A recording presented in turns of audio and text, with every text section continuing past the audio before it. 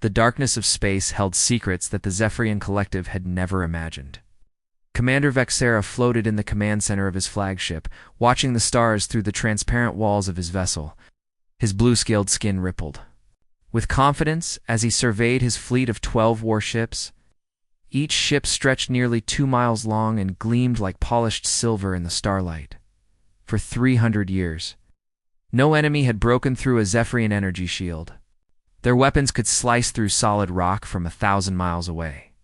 They ruled this section of space with absolute power, and today would be no different. At least, that's what Vexera believed. His communications officer, a young Zephyrian named Kilthur, suddenly straightened in his floating harness. The bioluminescent patches on his neck flashed bright orange, a sign of excitement or alarm. "Commander, we have detected something unusual," Kilthur reported, his voice carrying the musical quality of his species. "A single vessel approaches from the direction of the Sol system." Vexthera's 4 eyes focused on the main display screen. A 3-dimensional image appeared, showing a ship unlike anything in their databases. The vessel looked crude and primitive, covered in what appeared to be thick metal plates welded together without any artistic consideration. It had no smooth curves or elegant lines like proper starships. Instead, it bristled with angular projections and strange equipment. "How large is this vessel?" Vexthera asked. "Nearly twice the size of our flagship, Commander, but the construction appears primitive. We detect no energy shields, no plasma weapons, no quantum drives." The other Zephyrian officers in the command center began to laugh, their musical voices creating a chorus of amusement. One of them, Navigation Officer Zenakara, spoke up between his laughter. "Commander, this appears to be some sort of generation ship from a species that has not yet discovered proper space travel. Perhaps they have been drifting through space for centuries, finally reaching our territory." Vexthera studied the approaching vessel more carefully. The ship moved with purpose, not like a helpless generation ship. Its course was direct and calculated. Something about it made his instincts whisper warnings, but he pushed those thoughts aside. No primitive species could threaten the might of the Zephyrian fleet. Meanwhile, on the bridge of the UES Retribution, Captain Jake Morrison sat in his command chair, studying the tactical display in front of him. The bridge buzzed with quiet activity as his crew prepared for what might be their first real test in deep space. Morrison was a tall man with gray hair and deep lines around his eyes. Hash marks left by years of military service on Earth. He had fought in the resource wars, survived the Antarctic campaign, and led troops through the brutal conflicts that had shaped humanity's recent history. Now, at age 52, he commanded humanity's most advanced warship, carrying the hopes and fears of his entire species. "Captain, I'm reading 12 alien vessels in standard formation," reported Tactical Officer Ryan Cooper from his station. To Morrison's right, Cooper was young, maybe 28, but his fingers moved across his controls with the precision of someone who had trained for this moment his entire life. Chief Engineer Lisa Parker's voice came through the communication system from deep within the ship. "All systems are running perfectly, Captain. Fusion reactors at full power, weapon systems armed and ready." Morrison nodded and turned to Communications Officer Danny Walsh. "Danny, have they tried to contact us?" "Not yet, sir, but I'm picking up increased chatter on their communication frequencies. They seem to be discussing us." Dr. Helen Martinez, the ship's xenobiologist, looked up from her scanner readings. "Captain, based on their ship designs and energy signatures, these appeared to be the same species that attacked our colony ships near Alpha Centauri last year." Memory of that attack burned in Morrison's mind. 3 colony ships carrying 15,000 civilians had been destroyed without warning. The survivors' final messages had described elegant silver ships that appeared from nowhere, demanded surrender, and then opened fire when the unarmed vessels tried to flee.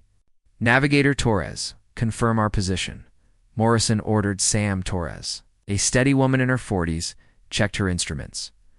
"We're at the edge of the Kepler 442 system, Captain. Exactly where intelligence said we'd find them." Morrison had volunteered for this mission knowing it might be a one-way trip. The Retribution was humanity's first true warship, built after the devastating first contact with hostile aliens. Earth's leaders had realized that their species needed to be able to defend itself in a galaxy that seemed filled with predators. The ship itself represented everything humanity had learned about warfare over thousands of years of conflict. Unlike the elegant vessels of advanced alien species, the Retribution was built like a fortress. Its hull consisted of layered armor designed to absorb tremendous amounts of damage.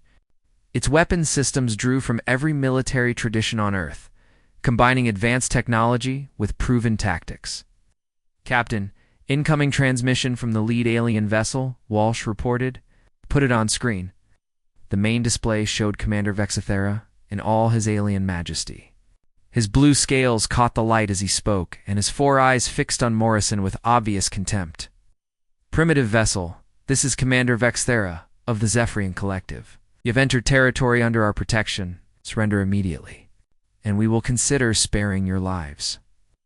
Refuse, and we will destroy you as an example to other lesser species." Morrison stood up slowly, his hands clasped behind his back.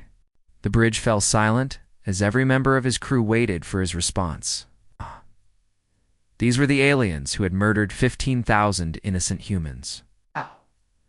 These were the creatures who saw his species as nothing more than primitives to be enslaved or destroyed.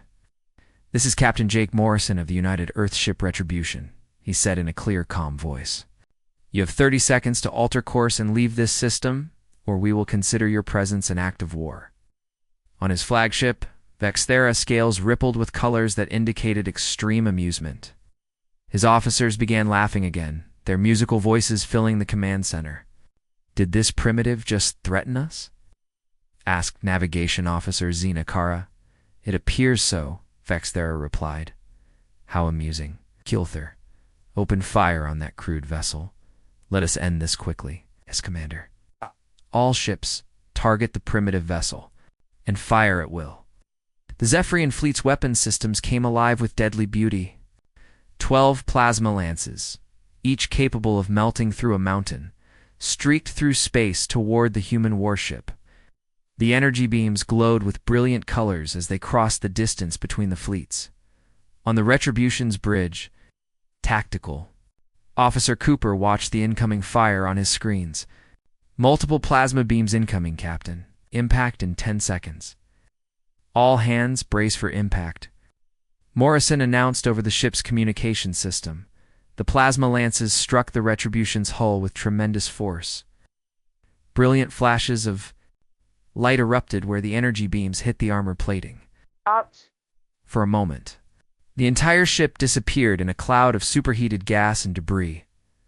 Commander Vexithera watched the display with satisfaction. "Scan for survivors. Should take a few specimens back for study." But as the cloud of debris began to clear, something impossible appeared on the sensors. The human warship emerged from the plasma strikes completely intact.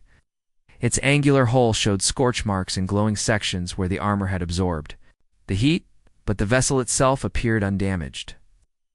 "Our weapons should have vaporized that vessel."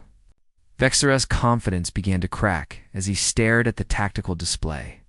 The primitive ship had survived the combined firepower of his entire fleet. Its crude armor had somehow absorbed energy that should have destroyed it completely. On the Retribution's bridge, Chief Engineer Parker's voice came through the communication system with barely contained excitement. "Captain, armor integrity at 98%. Those plasma weapons barely scratched us."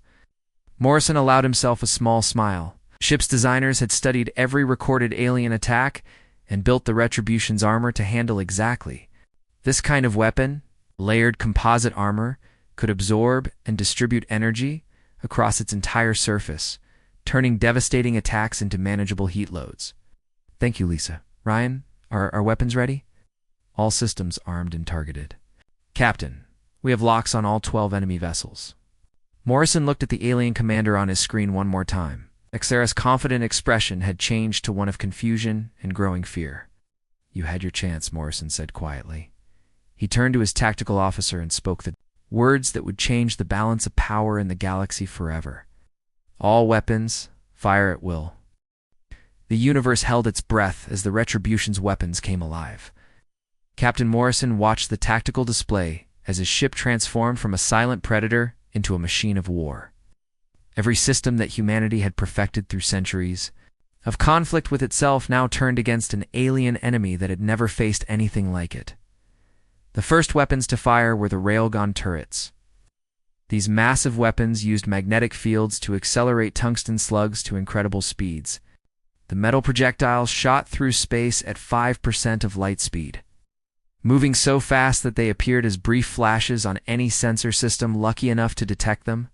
Commander Vexera watched his tactical display in growing horror as 3 of his ships simply vanished. One moment they were there, their elegant silver hulls gleaming in the starlight.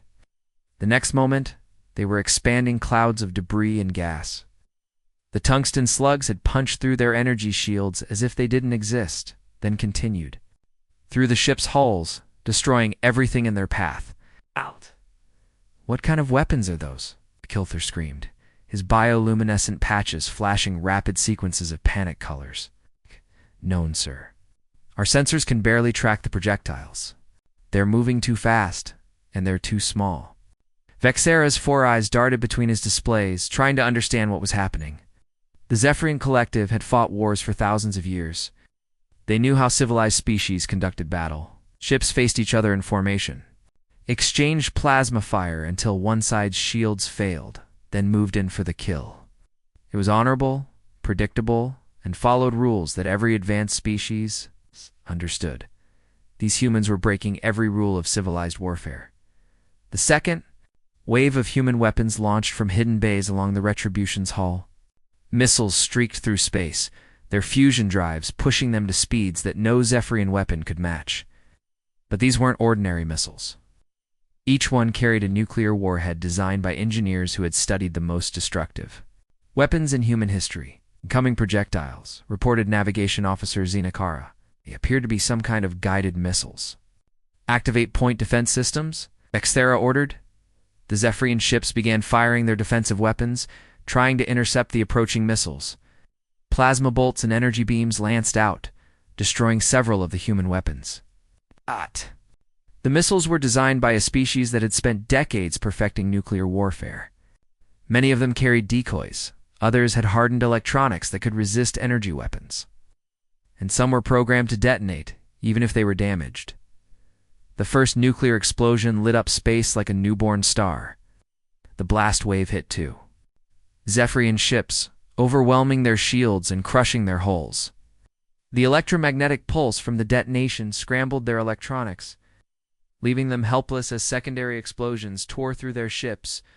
On the Retribution's bridge, Tactical Officer Cooper watched his weapons perform exactly as designed. Direct hits on targets 4 and 7, Captain. Both ships are breaking apart. Chief Engineer Parker's voice came through the communication system. Captain, all weapon systems are performing perfectly. We're barely using 10% of our ammunition. Dr. Martinez looked up from her scanners. Captain, their shields seem to be designed only for energy weapons. Our kinetic projectiles are going right through them. Morrison nodded grimly. Earth's military planners had suspected this might be the case. Most advanced alien species seem to rely on energy-based weapons and defenses. Humans, who had spent centuries perfecting the art of throwing rocks at each other at high speed, had never abandoned kinetic weapons. The third phase of the attack began as the Retribution's laser arrays came online. These weren't the elegant energy weapons that alien species used in their ritualized battles. These were industrial cutting lasers, designed to slice through asteroid mining equipment and space station hull plating. The focus beams reached out across space and began systematically cutting through. Zephyrian ships, Commander Vexathera, watched another of his vessels split in half as an invisible beam sliced through its hull from bow to stern. The ship's atmosphere vented into space in great clouds of freezing gas, carrying the bodies of his crew members with it. All ships, retreat to minimum engagement range, he ordered desperately. But Communications Officer Walsh on the human ship had been monitoring Zephyrian communication frequencies since the battle began. As soon as the alien commander gave his order, Walsh activated the Retribution's electronic warfare systems. Powerful jammers filled the Zephyrian, communication channels with static and interference. Worse, the electromagnetic pulses from the AI. Nuclear detonations had damaged many of the alien ship's communication systems. The fleet that had approached in perfect formation began to scatter as individual captains lost contact with their commander. "Sir, we've lost communication with half the fleet," Kilther reported, his voice cracking with stress. "How is this possible? Our communication systems are quantum encrypted. They should be impossible to jam." What Vexthera didn't understand was that humans had never developed quantum communication systems. Instead, they had spent decades perfecting ways to disrupt and destroy any form of electronic communication. The techniques that worked against human military radios proved devastatingly effective against alien quantum systems. The Retribution moved through space with a grace that seemed impossible for such a large vessel. Its fusion drives could accelerate the ship faster than most Zephyrian fighters, and its hull was designed to handle the stress of rapid maneuvering. The ship had been built by engineers who understood that in real combat, mobility meant survival. Captain Morrison stood behind Cooper's tactical station, watching as his weapons officer targeted the scattered alien ships. "Ryan, focus on the ships, trying to form up for another attack." "Yes, sir." Targeting the 3 vessels moving to our starboard side. Another salvo of railgun slugs reached out across space. The tungsten projectiles moved so fast that they created brief trails of ionized gas as they passed through the thin traces of hydrogen between the stars. 2 more Zephyrian ships died as the metal slugs punched through their hulls and destroyed their reactor cores. The explosions were beautiful and terrible. Brief suns that bloomed in the darkness and then faded, leaving only expanding spheres of radioactive debris. Navigator Torres called out from her station. "Captain, 3 enemy ships are trying to flee the battle zone. Danny, can you jam their hyperspace drives?" Communications Officer Walsh smiled grimly. "Already working on it, sir. Their faster-than-light systems use quantum field manipulation. A few targeted electromagnetic pulses should disrupt their ability to jump to hyperspace." Morrison watched as the fleeing Zephyrian ships suddenly stopped accelerating. Their escape routes cut off, they drifted helplessly as the Retribution closed. The distance between them. Commander Vexthera found himself in a nightmare that violated everything he thought he knew about warfare. Half his fleet was gone, destroyed by weapons that shouldn't have been able to penetrate their defenses. The remaining ships were scattered, their communication systems damaged. Their escape routes blocked. His flagship shuddered as another human missile detonated nearby. The blast wave cracked his ship's hull in 3 places, and atmosphere began venting from the lower decks. "Damage report," he called out. "Hull breaches on decks 7 through 12. We've lost main power to our weapon systems. Life support is failing in sections 4 and 5. Vexthera looked at his tactical display and saw the human warship approaching his position. The crude angular vessel showed scorch marks in glowing sections where Zephyrian weapons had hit it, but it was still fully operational. His own elegant flagship, built by the finest shipwrights in the collective, was dying around him. "Sir, the human vessel is hailing us. Put them on screen." Captain Morrison's face appeared on the display. His expression was calm, professional, and utterly cold. "Commander Vexthera, this is your final warning. Surrender now, or I will finish what you started." Vexthera looked around his damaged bridge. His crew members were injured, many of them barely conscious. Emergency lighting cast everything in a red glow, and the smell of smoke and burning electronics filled the air. "We surrender," he said quietly. Morrison nodded. "Order your remaining ships to power down their weapons and prepare to be boarded. Any ship that fails to comply will be destroyed." As the surviving Zephyrian vessels complied with the human demands, Vexthera realized that everything had changed. The galaxy had rules for warfare, traditions that had been followed for thousands of years. These humans had ignored every rule, used weapons that civilized species had abandoned, fought with a brutality that was both terrifying and devastatingly effective. On the Retribution's bridge, Dr. Martinez was already analyzing the captured alien technology and weapons. "Captain, their energy shields are incredibly sophisticated. but they're designed only to deflect plasma and laser weapons. They have no defense against kinetic projectiles. What about their weapons? It's powerful, but they're designed for fighting. Other energy-shielded vessels. Against our armor, they're much less effective than they should be. Morrison looked at the tactical display, showing the debris field that had once been a proud alien fleet. The news traveled faster than light through the galaxy's quantum communication networks. In the crystal spires of the Hegemony Alliance capital, Supreme Chancellor Kethmer received the impossible report with growing disbelief.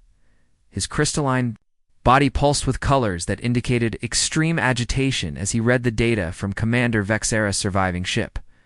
"This cannot be accurate," Kethmer said to his assembled council.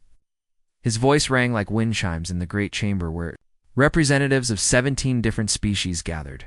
Single primitive vessel destroyed an entire Zephyrian fleet. Warmaster Grixtel, a massive reptilian creature from the Korthak species, studied the tactical data on his personal display. His yellow eyes narrowed as he analyzed the weapon signatures and battle patterns. "The data appears genuine, Chancellor. These humans fight unlike any species we have encountered." "Explain," demanded Chancellor Kethmer. Grixtel's clawed fingers moved across his control panel, bringing up a three-dimensional battle display in the center of the chamber. The holographic recreation showed the Retribution's attack in detail, complete with weapon trajectories and damage assessments. "Observe their weapons, honored colleagues. They use kinetic projectiles accelerated to relativistic speeds. These tungsten slugs ignore energy shields completely because they are solid matter moving at tremendous velocity." Ambassador Yelenera of the energy-based Luxon Confederacy flickered with confusion. Her species existed as pure energy and had never understood the crude, matter-based weapons of younger civilizations. But such primitive weapons should be easily defended against. Why did the Zephyrian point defense systems fail? Because the projectiles were too small and too fast, Grixtel explained. Our defensive systems are designed to intercept large plasma bolts and energy beams. These human weapons are like trying to stop individual grains of sand fired from a cannon. The chamber fell silent as the implications became clear. For thousands of years, galactic warfare had followed established patterns. Ships faced each other with energy shields raised, exchanged plasma fire at respectful distances. And the battle continued until one side's defenses failed. It was civilized, predictable, and allowed for honorable surrender when defeat became inevitable. These humans had ignored every tradition of galactic warfare. On board the Retribution, Dr. Helen Martinez worked frantically to analyze the captured Zephyrian technology. Her laboratory was filled with pieces of alien equipment that her team had recovered from the destroyed ships. The technology was incredibly advanced, but it revealed something troubling about galactic civilization. "Captain, I need to show you something," she said as Morrison entered her lab. Martinez led him to a workbench where she had disassembled a Zephyrian energy shield generator. The device was beautiful, with crystalline components that pulsed with soft light. But as she explained its function, Morrison began to understand a fundamental weakness in galactic technology. "Their shields can deflect tremendous amounts of energy," Martinez said. "But they're completely helpless against solid matter. As if they've forgotten that kinetic weapons exist." "How is that possible? Every species should understand basic physics." "I think they've been fighting the same way for so long that they've forgotten other possibilities exist. Look at this weapon system." She showed him a Zephyrian plasma cannon, its components arranged in perfect symmetry. The weapon was clearly designed by artists as much as engineers, with flowing lines and elegant curves that served no practical purpose. "It's beautiful," Morrison admitted, "but it's also inefficient. They've prioritized appearance over function. Our weapons are ugly, but they work better." Morrison thought about the Retribution's weapon systems. The railgun turrets looked like industrial equipment, because that's essentially what they were. The missile launchers were simple tubes designed to get nuclear warheads to their targets as quickly as possible. Nothing on his ship would win any design awards, but everything had been built to kill as efficiently as possible. What about their communication systems? Same problem? They use quantum entanglement for instantaneous communication across vast distances. It's incredibly sophisticated, but it's also fragile. Our jamming techniques, designed to disrupt radio signals, work just as well against their quantum channels. Morrison began to understand the scope of what they had discovered. The galaxy's advanced civilizations had optimized their technology for sophistication and elegance, but they had lost the brutal effectiveness that came from constant warfare and competition. Meanwhile, in the Hegemony Alliance capital, Supreme Chancellor Kethmer convened an emergency session of the War Council. The chamber was filled with the galaxy's most experienced military leaders, each representing species that had dominated their local regions for centuries. "We face a crisis unlike any in recorded history," Kethmer announced.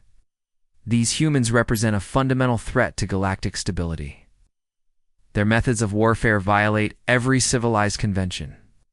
War Master Grixtel activated the holographic display again, showing detailed analysis of human weapons and tactics.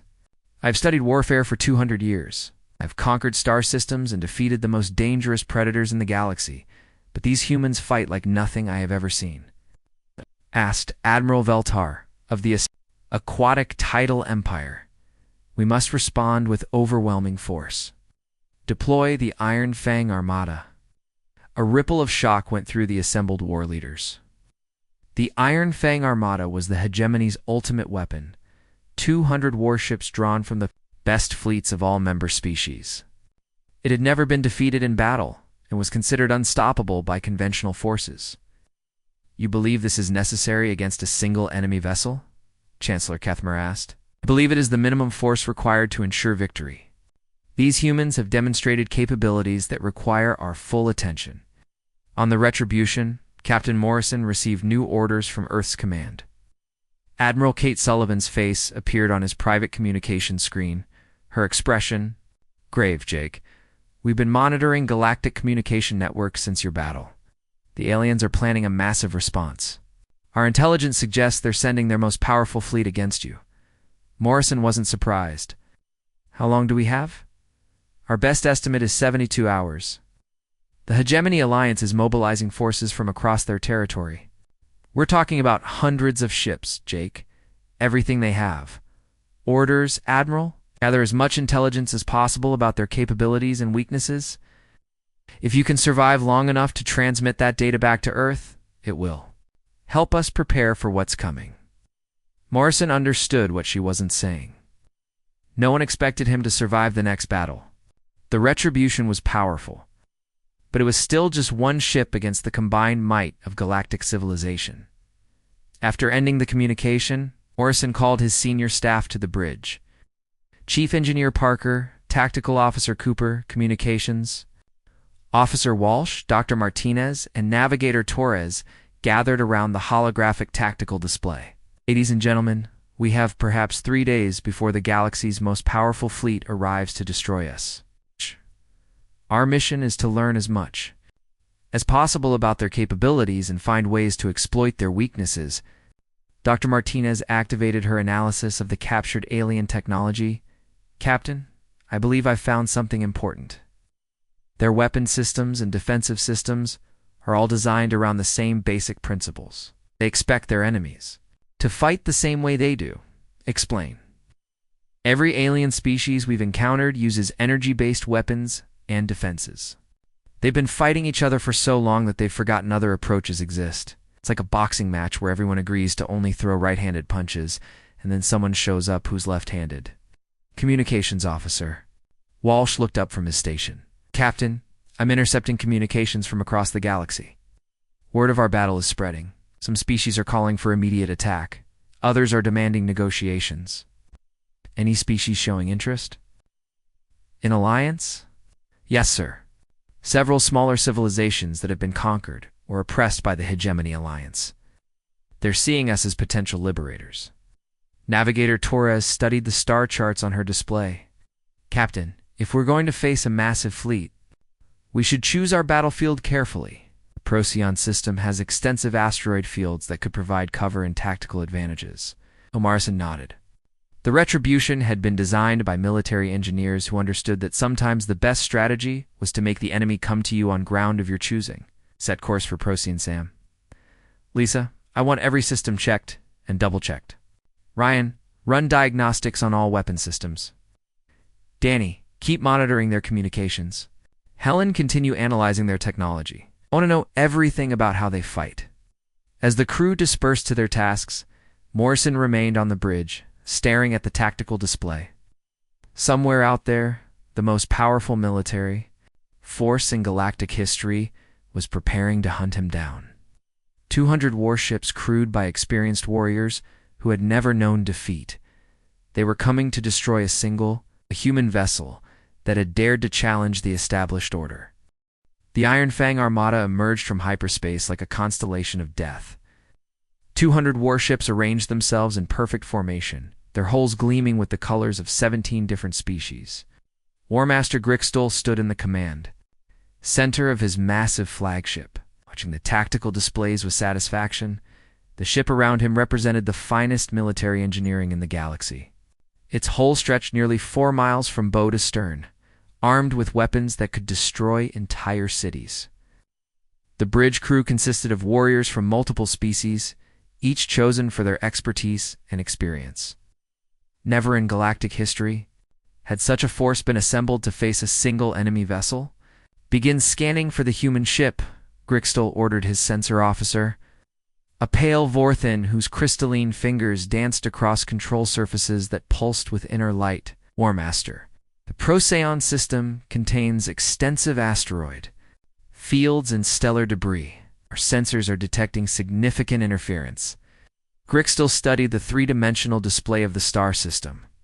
The asteroids formed thick belts around the system's star, creating millions of hiding places for a ship that wanted to avoid detection. It was a clever choice for a defensive position, but he had faced similar challenges before. Deploy the fleet. In hunting formation, send scouts into each asteroid field. This human ship is large and crude, cannot hide from our sensors for long. What War Master Grixtel didn't understand was that the Retribution had been designed by engineers who expected to fight against superior numbers. The ship's systems included stealth capabilities that no alien species had thought to develop, deep within the largest asteroid field.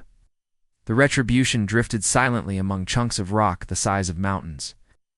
Chief Engineer Parker had shut down every non-essential system, reducing the ship's energy signature to almost nothing. The fusion reactor ran on minimum power, producing just enough energy to maintain life support in basic systems. Status report, Captain Morrison whispered.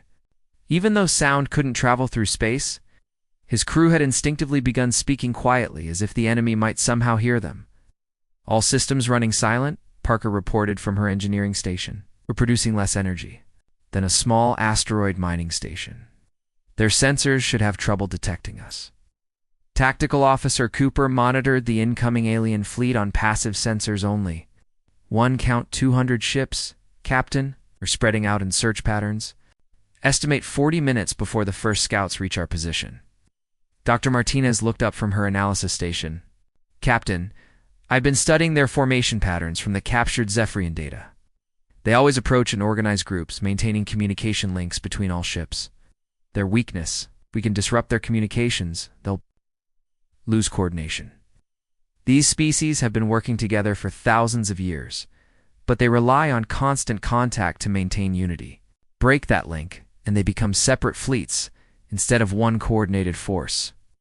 Morrison studied the tactical display, watching the alien ships move through space with mathematical precision. Every vessel knew exactly where it was supposed to be, every movement coordinated with clockwork efficiency. It was beautiful, organized, and exactly what he had hoped for. Danny, are you monitoring their communication frequencies? Communications Officer Walsh nodded from his station. Sir, they're using quantum entanglement communicators, just like the Zephyrians. Multiple frequency bands, heavily encrypted, but they're all operating on the same basic principles. Can you jam them? Not all at once, sir. But if we target specific frequency ranges with electromagnetic pulses, we can create cascade failures. In their quantum systems, it would be like cutting the wires in an old-fashioned telephone network. Navigator Torres called out quietly from her position. Captain, the first enemy scouts are entering our asteroid field. 3 ships, moving in formation, approximately 30 miles to our starboard. Morrison made his decision. Lisa, bring us to minimum combat power. Ryan, target those 3 ships with railgun slugs. Danny, prepare to jam their communications. On my mark, the Retribution came alive with deadly purpose. Its fusion reactor increased output, warming the ship's weapon systems. Railgun turrets rotated silently, their magnetic coils charging with enough energy to accelerate tungsten slugs to incredible speeds. The 3 alien scout ships moved through the asteroid field with confidence. Their sensors swept back and forth, searching for any sign of the primitive human vessel. The lead ship, a sleek craft from the Luxon Confederacy, detected what appeared to be a large asteroid with unusual metal content. Scanning anomalous object, the ship's sensor officer reported to the fleet. Metallic composition suggests possible artificial construction. Those were the last words transmitted before 3 railgun slugs, moving at 5% of light speed, punched through the scout ship's hulls. The tungsten projectiles created holes the size of dinner plates. Passing completely through the vessels and continuing into deep space, the 3 ships died silently. Their crews never knowing what had killed them. Direct hits on all 3 targets. Cooper reported no distress signals transmitted. Warmaster Grixtel stared at his tactical display in confusion. 3 of his scout ships had simply vanished from the sensors. No explosion, no distress call, no indication of what had happened. Communications. Contact Scout Group 7. No response, Warmaster. They appear to have gone silent. Sensor malfunction? Negative. Sir? All systems operating normally? Grixtel felt the first stirring of unease. In 200 years of warfare, he had never lost contact with ships without knowing why. Deploy additional scouts. Find out what happened to Group 7. 6. More ships entered the asteroid field, their crews alert for any sign of danger. They moved cautiously, scanning each large asteroid for signs of artificial construction or unusual energy signatures. The Retribution had already moved to a new position, drifting between 2 massive rocks that provided perfect cover. Captain. Morrison watched the approaching ships on his passive sensors, timing their attack for maximum effect. 6 targets incoming, Cooper reported. They're more spread out this time, maintaining communication with the main fleet. Danny, can you isolate their communication signals? Working on it, Captain. Their quantum communicators are more sophisticated than the Zephyrian systems. They're still vulnerable to electromagnetic interference. Morrison waited until the alien ships were perfectly positioned. All weapons, fire, Danny, activate. Jammers now. The second attack was devastating. Nuclear missiles launched from hidden bays, their fusion drives accelerating them toward the scattered alien ships. At the same time, powerful electromagnetic pulses flooded the communication frequencies, creating cascade failures in the quantum entanglement systems. The 6 scout ships found themselves suddenly cut off from their fleet. Their sophisticated communication systems reduced to static. Before they could react, nuclear detonations erupted around them. Electromagnetic pulses from the explosions finished what the jammers had started, completely destroying their ability to call for help. 2. Ships died instantly in nuclear fire.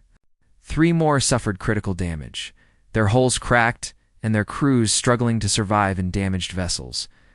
The 6th ship, further from the explosions, managed to escape with minor damage, but no way to communicate with the main fleet. Warmaster. Grixtel watched 9 more ships vanish from his tactical display. This time, his sensors detected the brief flashes of nuclear explosions before the signals disappeared. Warmaster, we've lost contact with Scout Group 12 as well. Sensor data suggests nuclear detonations in Grid 7 of the asteroid field. Nuclear nat. Weapons. Grixtel's reptilian features showed confusion. What civilized species uses nuclear explosives in space combat? His tactical officer, a veteran warrior from the crystalline Vorthan species, studied the sensor data carefully. Warmaster, these humans appear to be using primitive fission and fusion weapons. Such devices have not been seen in galactic warfare for thousands of years, because they are crude and inefficient compared to plasma weapons. Yes, sir? But in this environment, with all the electromagnetic interference from the asteroid field, they may be more effective than our sophisticated energy weapons. Grixtel began to understand that he was facing an enemy that refused to follow the rules of civilized warfare. These humans used weapons that advanced species had abandoned long ago, fought from ambush instead of meeting their enemies in honorable combat, and showed no respect for the traditions that governed galactic conflict. All ships formed defensive clusters, maintain constant communication, deploy point defense systems, and prepare for unconventional attack patterns. But communications. Officer Walsh on the Retribution had been monitoring their frequency changes and tactical adjustments. Every order that War Master Grixtel gave was intercepted, analyzed, and used to plan the next phase of the human attack. "Captain, they're forming defensive clusters of 10 ships each," Walsh reported. "But they're still using the same communication protocols. I can disrupt their coordination whenever you're ready." Morrison studied the tactical display, watching 20 clusters of alien warships spread throughout the Procyon system. The final battle raged for 6 hours across the Procyon system. When the last explosion faded and the debris stopped spinning through space, only one ship remained intact. The Retribution drifted among the wreckage of what had once been the galaxy's most powerful fleet, its hull scarred but unbroken. War Master Grixtel floated in the emergency pod that had ejected from his destroyed flagship moments before a railgun slug had split the massive vessel in half. His reptilian eyes stared in disbelief at the tactical display built into his survival suit. Of the 200 ships in the Iron Fang Armada, 173 were completely destroyed. 26 more were so badly damaged they would never fight again. Only one ship, a fast courier vessel, had managed to escape to hyperspace. Captain Morrison stood on the bridge of the Retribution, watching his crew work to repair the damage from the battle. The ship had taken hits during the final assault, but Chief Engineer Parker had kept all critical systems operational. Scorch marks covered large sections of the hull, and 3 railgun turrets had been destroyed. But the vessel remained a potent fighting force. "Damage report, Lisa," Morrison said. "Hull integrity at 74%, Captain. We've lost main power to sections 12 through 16, and the port missile bay is offline. But the fusion reactor is stable, and we still have 80% of our offensive capability." Dr. Martinez looked up from her analysis station, where she had been studying sensor data from the battle. "Captain, we've collected enough information about their technology and tactics to change everything. Their weapons, their defenses, their battle doctrine. We understand it all now." Communications Officer Walsh interrupted from his station. "Captain, incoming transmission from Earth Command." The main screen activated, showing Admiral Kate Sullivan sitting in her command center on Luna. Her expression showed a mixture, relief and amazement as she looked at Morrison's tired but victorious crew. "Ow." "Jake, we've been monitoring the battle. Through quantum sensors, the entire Sol system knows what you've accomplished. You've just defeated the most powerful military force in galactic history. What are our orders, Admiral?" "Establish a permanent base in the Procyon system. Earth is sending the first wave of our new fleet to reinforce your position. We're also dispatching colonization ships and construction vessels. Humanity is claiming its place among the stars." Morrison nodded, but his attention was drawn to another, a signal that Walsh was monitoring. "Captain, we're receiving communications from dozens of different alien species. Most of them are asking for protection or alliance agreements. The galaxy was changing faster than anyone had expected. News of the Iron Fang Armada's destruction had spread through quantum communication networks, reaching every inhabited system. Within hours, species that had lived under hegemony rule for centuries suddenly saw hope for independence. On the crystal world of Vorthok Prime, Supreme Chancellor Kethmer faced the collapse of everything his civilization had built. The Hegemony Alliance Council chamber was in chaos as representatives from different species argued about how to respond to the human threat. "We must negotiate," insisted Ambassador Yelenara of the Luxon Confederacy. "Our military forces cannot match their weapons technology. Negotiation is surrender," declared General Vexamer of the Zephyrian Collective. "We should mobilize every ship in the galaxy and crush these primitives before they can spread their influence." Chancellor Kethmer's crystalline body pulsed with colors that indicated deep stress. "General, we just lost 200 of our finest warships to a single enemy vessel. How many ships do you think we would need to guarantee victory?" The question hung in the air like poison. No one had an answer because no one understood how the humans had achieved the impossible. Meanwhile, on the Retribution, Captain Morrison was making decisions that would reshape galactic politics for generations. The survival pod containing War Master Grixtel had been recovered, and the alien commander now sat in the ship's interrogation room, still wearing his damaged battle armor. "Your species fights well," Grixtel said as Morrison entered the room. "I have commanded fleets for 2 centuries, and I have never seen tactics like yours." "We learned from fighting each other," Morrison replied simply. "Humans have been at war for thousands of years. We know how to win when the odds are against us. What do you intend to do with me?" Morrison studied the alien warrior carefully. Grixtel had fought with honor according to his own species' traditions. Even if those traditions included attacking human colonies, that depends on what you're willing to do for peace. I am a prisoner of war. I have no authority to negotiate on behalf of the Hegemony Alliance. You have something more valuable than authority. You have the respect of other military leaders. When you tell them that fighting humanity is suicide, they'll listen. Over the following days, a stream of alien diplomats arrived in the Procyon system. Some came seeking alliance with humanity, others hoping to negotiate terms for peaceful coexistence. A few arrived with threats and demands for human surrender. But these delegations left quickly after. Morrison showed them the debris field that had once been the Iron Fang Armada. Dr. Martinez worked tirelessly to establish communication protocols. With dozens of different species, her xenobiology expertise proved invaluable as humanity made contact with civilizations that had never spoken to each other before. "Captain, we're receiving a formal diplomatic message from the Hegemony Alliance." Walsh reported. "They're requesting a ceasefire and peace negotiations. Reply that we'll consider negotiations after they withdraw all military forces from systems containing human colonies," Morrison ordered. "Sir, they're also asking for War Master Grixtel's release as a gesture of good faith." Morrison looked toward the interrogation room where the alien commander was being held.